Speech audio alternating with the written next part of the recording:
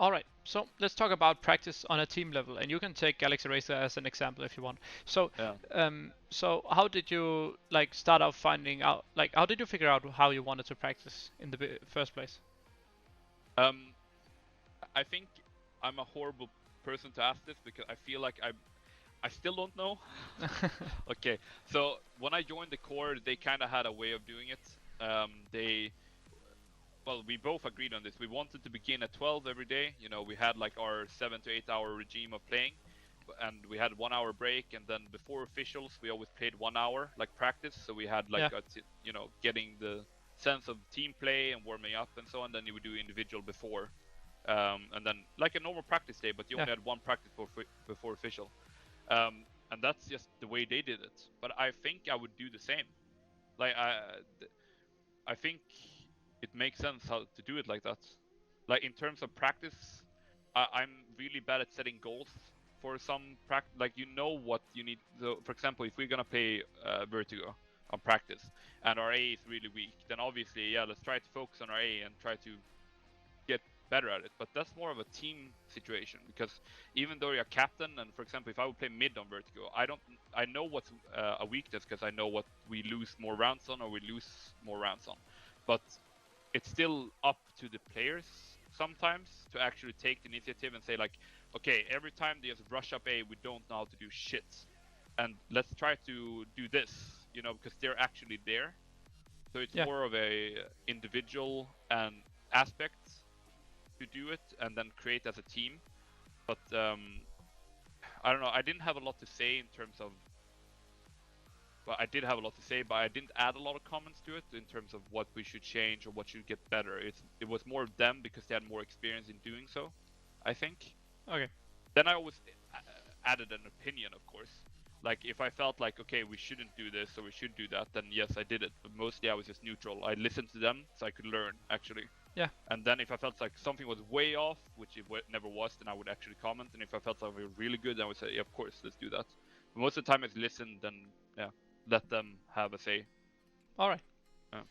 All right. So what about practicing reactions and taking in like initiative to make plays? Is that something you've had to try and learn yourself, but also try to teach your players, or did they actually know how to react probably I in think, different scenarios? Yeah. yeah, I think most of, for example, on T sides, if I'm dead, I think every, okay, since I haven't been on every team, I really don't want to be wrong about this, so I don't want to say too much, but I feel like if if you're dead, whether you're the IGL or anyone, you can be the entry fragger, like whatever you are, and you're dead, and you see a 3v3 scenario, I always appreciate the dead person calling for other people. Okay, you saw, like, for example, Dust 2, which is the best, because there's so much things going on. Yeah. If you take the A site, it's all of a sudden they killed you through smoke, maybe it's a 3-on-3 situation, you traded the site guy, and then you would be in an after plant. There's a lot of corners and there's a lot of situations where it's like, okay, they can do that, and you know, everyone is in their own zone.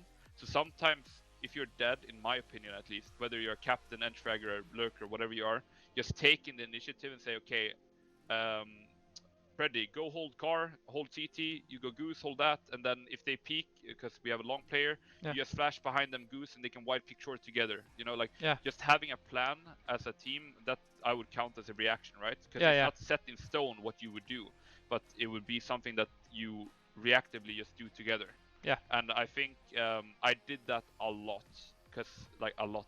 I think that's one of my biggest strengths as a captain, as being micromanaging, but also saying what people should do in a scenario where they couldn't say it themselves. Yeah. Because if you're in a duel, you can't just say, "Guys, go flash behind me. I'm gonna," you know, it's a lot of Yeah. other things that enter your mind. Um, so I think that's it's up to every individual player again. But obviously, it's the best if the captain does it, because obviously the captain already has more authority than anyone else on the team in terms of what's right, wrong, or what they want to do.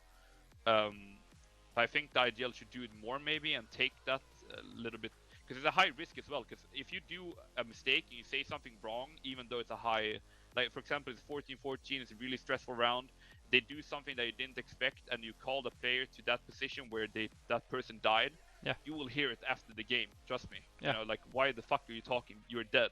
But then all of a sudden, if you win the round, then you're obviously the hero. You know, but it's it's a really hard position to be in. But I think it's for the best to do so. Yeah, because like generally when you talk about face hitbox, at least especially actually, it's where people like they want you to just be quiet when you're dead, you know, unless there's some essential information they didn't see or Yeah. yeah. But for example, we said it before we went live, but I've played the Cash Cup qualifier in ECA with a few friends, and we went through semis. But I realized today that I wasn't micromanaging people necessarily much because we didn't face a lot of opponents. But it's just like, okay, go boost here, do that. And I noticed that I do it so impulsively, like I do it so naturally, like I don't even think about it. But then when I realize I'm in a situation, I'm like, I don't see everything. Can someone please just tell me what my teammate is doing? So instead, I have to ask. So I don't think it's a very natural thing for people to do, but I think everyone should do it if they want to become a better teammate, because it's not necessarily what you do when you're alive. It's also important what you do when you're dead. And if you're just dead and looking at your phone, not doing anything, when you could have won the round first by just saying, okay, you know, we saw that, he's doing this, blah, blah, that would be equally important as killing two people, in my opinion. Yeah, also just highlighting info. So let's say B guy dead, he wasn't shot. Okay, then you know, react B. Yeah.